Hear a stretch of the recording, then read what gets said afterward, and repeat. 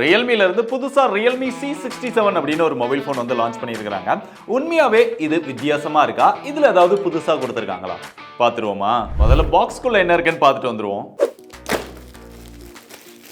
பாக்ஸ்க்குள்ள open பண்ணா எப்பயும் போல ஒரு yellow கலர் பாக்ஸ் இருக்குது. அதுல வெல்கம் டு ரியல்மி ஃபேமிலி அப்படின்னு போட்டிருக்காங்க. அதுக்குள்ள ஒரு டிபியூ கேஸ் கொடுத்துருக்காங்க. நல்ல வேலை அதை கொடுத்துருக்காங்க. அதுக்கப்புறம் சில பேப்பர்ஸ் எல்லாம் கொடுத்துருக்காங்க.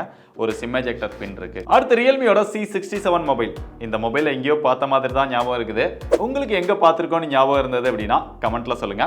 இதை பத்தி அப்புறம் டீடைல்டா பார்ப்போம். அடுத்து ஒரு 33 வாட் சார்ஜிங் அடாப்டர் கொடுத்துருக்காங்க. ஒரு டைப் சி சார்ஜிங் கேபிள் கொடுத்துருக்காங்க. அவ்வளவுதான் பாக்ஸ்க்குள்ள இருக்குது. முதல்ல மொபைலோட டிசைன் பார்த்தோம் அப்படின்னா நம்ம கிட்ட இருக்கிறது வந்து சன்னி ஓசிஸ் அப்படின்னு சொல்றாங்க. பார்க்கறதுக்கு ஒரு கிரீன் கலர் மாதிரி இருக்கு. அங்கங்க லைட்டா லைன் போற மாதிரி தெரியுது. அந்த லைட் ஷேட்ல காமிச்சோம் அப்படின்னா இது போக பர்பிள் கலர்லயும் ஒரு வேரியன்ட் வந்து அவைலபிளா இருக்கு. மொபைல் கையில பிடிக்கும்போது அந்த அளவுக்கு பல்கா இல்ல வெயிட்டா இருக்கிற மாதிரி ஒரு ஃபீல் ஆகல. இது 190 கிராம் கொடுத்திருக்காங்க. திக்னஸ் 7.89 mm கொடுத்திருக்காங்க. ஓரளவு பட்ஜெட் செக்மெண்ட்ல மேனேஜ் பண்ணிருக்காங்க. இது போக இதுக்கு IP54 ரேட்டிங் கொடுத்திருக்காங்க. இந்த எட்ஜஸ் எல்லாமே எப்பயும் வர மாதிரி ஃபிளாட்டா கொடுத்திருக்காங்க.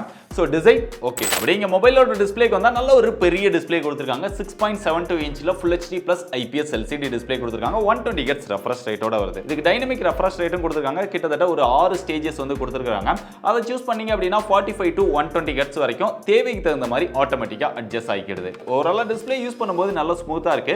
சோ LCD ல என்ன குவாலிட்டி கிடைக்குமோ அந்த கலர்ஸ் பிரைட்னஸ் இதெல்லாம் அந்த அளவுக்கு தான் இருக்குது. அவுட்டோர்ல டைரக்ட் சன்லைட்ல பாத்தீங்க அப்படினா அந்த அளவுக்கு பிரைட்டான டிஸ்ப்ளேவா தெரியாது. பீக் பிரைட்னஸ் 500 nits வந்து இதுல கொடுத்திருக்காங்க. இது போக இது ஒரு பஞ்ச் ஹோல் டிஸ்ப்ளே. அது போக ஐபோன்ல வரக்கூடிய அந்த டைனமிக் ஐலாண்ட் அதுவுமே இதுல கவர் பண்ணிருக்காங்க. பேட்டரி ஸ்டேட்டஸ், வெதர், டேட்டா யூசேஜ்னு ஒரு சில விஷயங்களை அதுல நம்ம பாத்துக்க முடியும். பட் இதெல்லாம் கவர் பண்ணிருக்காங்க அப்படிங்கறத தெரிஞ்சு வச்சுக்கோங்க. சோ ஓவராலா டிஸ்ப்ளே வந்து இந்த பட்ஜெட்க்கு ஓகேவா இருந்தாலும் LCD யோட AMOLED கொடுத்திருந்தாங்க அப்படினா இன்னும் கொஞ்சம் பெட்டராவே இருந்திருக்கும். அடுத்து இந்த மொபைலோட பெர்ஃபார்மன்ஸ் அப்படினு பாக்கும்போது இங்க MediaTek Dimensity 600 Plus அப்படிங்கிற ஒரு ப்ராசஸர் கொடுத்திருக்காங்க.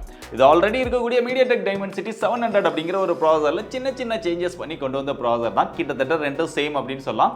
அது ஒரு 7nm ப்ராசஸர், இது ஒரு 6nm ப்ராசஸர். இதோட ஆண்ட்ராய்டு ஸ்கோர் அப்படினு பார்த்தா நம்ம செக் பண்ணப்ப அப்ராக்ஸிமேட்டா 4 லட்சம் வந்தது. அது போக இதுல LPDDR4X டைப் RAM யூஸ் பண்ணிருக்காங்க. UFS 2.2 சப்போர்ட் கொடுத்திருக்காங்க. இதோட கேமிங் பெர்ஃபார்மன்ஸ் அப்படினு பார்த்தா ஹையர் எண்ட் கேம்ஸ் எல்லாம் ஓரளவு ப்ளே பண்ணிக்கலாம். பட் பெரிய அளவுல பெர்ஃபார்மன்ஸ் வந்து எதிர்பார்க்க வேண்டாம். பட் நீங்க பெரிய அளவுல கேமர்ஸா இருந்தீங்க அப்படினா உங்களுக்கு இது செட் ஆகாது. இது போக த்ரோட்டில் டெஸ்ட் இதுவுமே நம்ம பண்ணி பார்த்தோம். மேக்ஸிமமா 94% வரைக்கும் இதோட பெர்ஃபார்மன்ஸை யூஸ் பண்ணுது. மொபைலோட சாஃப்ட்வேருக்கு வந்தா இங்க out of the box Android 13 கொடுத்திருக்காங்க. Realme UI 4.0 ஓட. Realme UI அப்படினாலே ரீசன்ட் டைம்ஸ்ல தெரிஞ்சிருக்கும். எக்கச்சக்கமான ப்ளூடூத் கொடுக்குறாங்க. அதுவும் தேவையில்லாத குட்டி குட்டி கேம்ஸ் இந்த மாதிரி எக்கச்சக்கமா கொடுத்து வைக்கிறாங்க.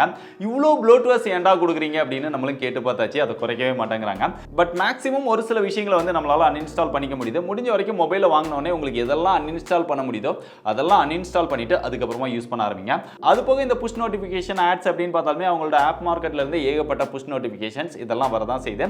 ஸோ இதெல்லாம் தேவையில்லையோ அதெல்லாம் முடிஞ்ச வரைக்கும் ஆஃப் பண்ணிட்டு யூஸ் பண்ண பாருங்க. மற்றபடி சாஃப்ட்வேர் எக்ஸ்பீரியன்ஸ் எப்பயும் போல பெஸ்ட்டாக தான் இருக்குது. அது போக இந்த டைம் ஒரு சில ஃபீச்சர்ஸ் எல்லாம் கொடுத்துருக்கதா சொல்றாங்க. பட் அது பெரிய ஹைலைட்டான விஷயம் அப்படின்னு சொல்ல முடியாது. நார்மலா எல்லா மொபைல்லையும் வரக்கூடியதான். இங்க VCVT இன்டெலிஜென்ட் டியூனிங் அல்காரிதம், அது போக ட்ரிக்கிள் சார்ஜிங் அல்காரிதம் இந்த மாதிரிலாம் கொடுத்துருக்கோம் அப்படின்னு சொல்றாங்க. இது என்ன பண்ணுது அப்படின்னா நீங்க 90% வரைக்கும் சார்ஜ் பண்ணும்போது அது நார்மலா சார்ஜ் ஆகும். 90 to அந்த 100% பார்த்தோம் அப்படின்னா அதை வந்து பொதுவாக நம்ம சார்ஜ் பண்ணக்கூடாது அப்படின்னு நிறைய வீடியோல சொல்லியிருப்போம். 90% ஓட நிப்பாட்டிட்டீங்க அப்படின்னா உங்களோட பேட்டரி ஹெல்த் வந்து நல்லா இருக்கும் அப்படின்னு. அது வந்து அதே ஸ்பீட்ல சார்ஜ் ஆகாம அந்த பேட்டரியோட ஹெல்த் அப்புறம் லைஃபை இன்க்ரீஸ் பண்றதுக்காக அந்த சார்ஜிங் ஸ்பீடை குறைச்சி ஆப்டிமைஸ் பண்ணி பேட்டரியோட லைஃபை இன்க்ரீஸ் பண்றோம், சேஃப்டியை இன்க்ரீஸ் பண்றோம் அப்படின்னு சொல்றாங்க. இது போக over charge, over voltage, over current, over temperature இதோட ப்ரொடெக்ஷன் எல்லாமே இருக்கு அப்படின்னு சொல்றாங்க.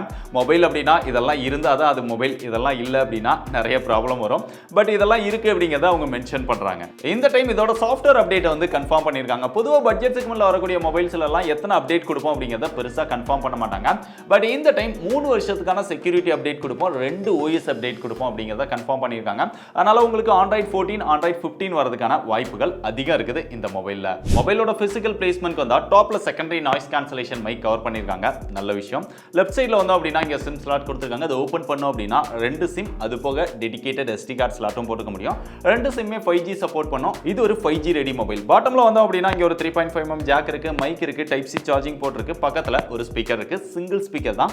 அதோட எக்ஸ்பீரியன்ஸ் ஓரளவு டீசென்ட்டா தான் இருக்கு. பெரிய அளவுல மியூசிக் எக்ஸ்பீரியன்ஸ்லாம் எதிர்பார்க்க வேண்டாம். ரைட் சைடுல வந்தோம் அப்படின்னா வால்யூம் அப் டவுன் பட்டன் இருக்கு. கீழே பவர் பட்டன் வந்துருது. பவர் பட்டன்ல ஃபிங்கர் பிரிண்ட் சென்சார் கொடுத்திருக்காங்க. Side mount finger print sensor. அது அது நல்லா ஃபாஸ்டா அக்யூரேட்டா ஒர்க் பண்ணுது. அது போக ஃபேஸ் அன்லாக் இருக்கு. அதே மொபைலோட கேமராஸ்க்கு வந்தா இங்க பெருசா ஹைலைட் பண்ற அளவுக்கு பெரிய விஷயங்கள் எதுவுமே கிடையாது. ரியர்ல டுயல் கேமரா செட்டப் கொடுத்திருக்காங்க. பிரைமரி சென்சாரா 50 மெகாபிக்சல் கொடுத்திருக்காங்க. அதுக்கு அப்புறமா ஒரு 2 மெகாபிக்சல் ரெண்டு கேமரா அப்படினு கணக்கு காமிக்கிறதுக்காக செல்ஃபி கேமரா ஒரு 8 மெகாபிக்சல்ல கொடுத்திருக்காங்க. கேமராவோட பெர்ஃபார்மன்ஸ் அப்படினு பார்த்தா ரியர் கேமரால அந்த 50 மெகாபிக்சலை யூஸ் பண்ணி போட்டோஸ் எடுக்கும்போது ஓரளவு டீசென்ட்டா நம்மளால எடுத்துக்க முடியுது. பெரிய அளவுல அந்த டீடைல்ஸ் வந்து எதிர்பார்க்க முடியல. பட் 50 மெகாபிக்சல் 13 மெகாபிக்சல் ரெண்டும் மோர் ஆர் லெஸ் ஈக்குவலா தான் இருக்கு. அப்படியே இங்க போர்ட்ரேட் ஷாட்க்கு வந்தாலுமே அந்த எட்ஜ் டிடெக்ஷன் இதெல்லாம் ஓரளவு பரவாயில்ல. பெரிய அளவுல எதிர்பார்க்க வேண்டாம். ஓரளவு ரியர் கேமராவோட பெர்ஃபார்மன்ஸ் ஓகே. அப்படிங்க செல்ஃபி கேமரா வந்தோம் அப்படின்னா அவுட்டோர்ல நல்ல லைட்டிங் கண்டிஷன்ஸ்ல இருக்கும்போது போட்டோ ஓரளவு பெட்டரா இருக்குது இந்த பட்ஜெட்ல. பட் இன்டோர்ல டீசென்ட்டான லைட்டிங்ல எடுத்தீங்க அப்படின்னா ஓரளவு ஓகேவா இருக்குது. அந்த கலர்ஸ் இதெல்லாம் பெட்டராவே எடுத்து தருது. வீடியோஸ் அப்படின்னு பார்த்தா ரியர் அண்ட் செல்ஃபி ரெண்டுலயுமே மேக்ஸிமமா 1080ல தான் நம்மளால எடுத்துக்க முடியும். கேமராவோட ஃபீச்சர்ஸ்னு பார்த்தாலுமே எப்பவுமே பட்ஜெட் செக்மெண்ட்ல கொடுக்கக்கூடிய அந்த பேசிக்கான விஷயங்கள் மட்டும் தான் கவர் பண்ணிருக்காங்க. பெருசா ஹைலைட் பண்றதுக்கு எதுவுமே இல்ல.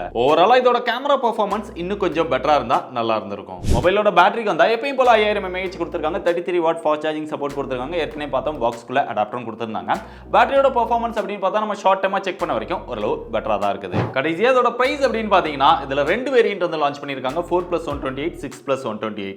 4+128 14,000 ரூபாய்க்கும் 6+128 15,000 ரூபாய்க்கும் லான்ச் பண்ணிருக்காங்க. இதுல early access சேல் வந்து 16ஆம் தேதி ஸ்டார்ட் ஆகுது. அதுல 2000 ரூபாய் வரைக்கும் ஆஃபர் கொடுக்குறாங்க. 1000 ரூபாய் கார்டு ஆஃபர் 1000 ரூபாய் கூப்பன் ஆஃபரோட 12,000 ரூபாய்க்கு 4+128 வாங்கிக்க முடியும். இது ஆஃப்லைன் ஆன்லைன் ரெண்டுலயுமே ஸ்டார்ட் ஆகுது. அதே நேரம் இதோட ஃபர்ஸ்ட் சேல் அப்படின்னு பார்த்தா 20ஆம் தேதி ஸ்டார்ட் ஆகுது. அதுல வாங்குனீங்க அப்படின்னா 1500 ரூபாய் டிஸ்கவுண்ட் கொடுக்குறாங்க. சோ அப்போ 12,500 ரூபாய்க்கு இந்த மொபைலை வாங்கிக்க முடியும். இந்த பிரைஸ்க்கு இந்த மொபைல் ஒர்த்தா இல்லையா அப்படின்னு கேட்டீங்கன்னா இதோட பிரைஸ் வந்து கொஞ்சம் அதிகமா தான் இருக்குது. இன்னும் கொஞ்சம் கம்மியா கொண்டு வந்திருந்தாங்கன்னா நல்லா இருந்திருக்கும். ஒரு 11,000 ரூபாய் இல்ல 10,000 ரூபாய் எல்லா ஆஃபரும் சேர்த்து அந்த பிரைஸ்க்கு வாங்குற மாதிரி கொண்டு வந்திருந்தாங்க அப்படின்னா இன்னும் பெட்டரா இருந்திருக்கும். பட் இவங்க ஆஃப்லைனையும் டார்கெட் பண்றதுனால இதோட பிரைஸ் வந்து கொஞ்சம் அதிகமா தான் வச்சிருக்காங்க. ஆஃப்லைன்ல பார்க்கும்போது கொஞ்சம் பெட்டரா தெரியும். பட் ஆன்லைன்ல பார்க்கும்போது இதை விட பெட்டரான சாய்ஸஸ் நிறைய இருக்குது.